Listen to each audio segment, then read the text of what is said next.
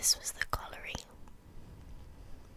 or colliery as some people say, and inside of here you could see some of the old steam engines and machinery.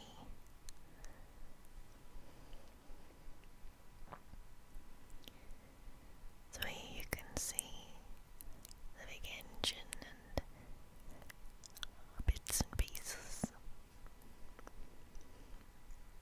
and you could really smell the oil in here. You can imagine what it must have been like when they were running.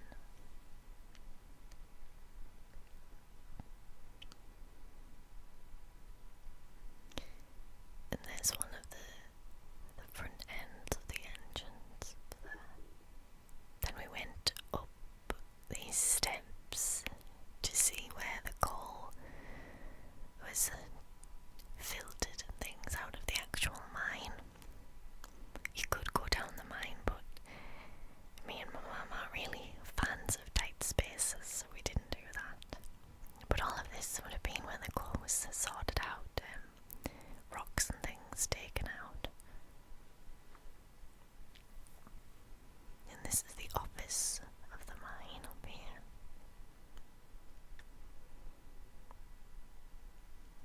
Got the different things that reminded me of Indiana Jones, and the second one where they go in the mine.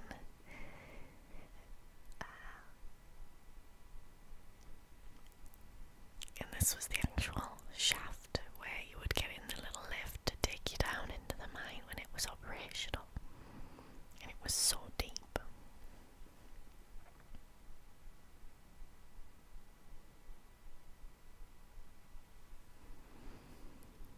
There was all these old notices, like safety notices, even though they were doing such dangerous work.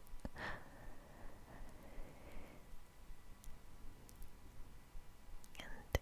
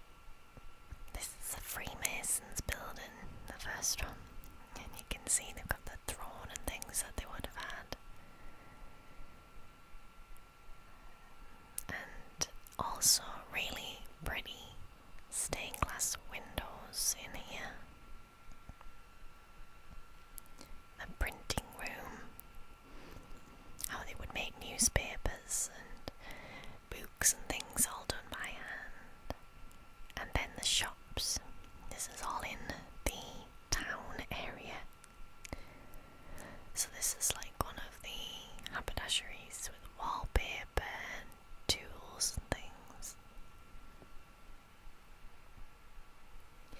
Got some of the gas lamps. And again, a gentleman that could answer any questions you had about it. One of them are the fashion shops. I think they've got a special name, but I'm not sure what it is. Got all the bobbins and needles and things for darning and gloves, hat boxes, and there's actually fabric that you can buy in here as well. The general store with the food had lots of different coffees and teas and tobacco, pipes, biscuits.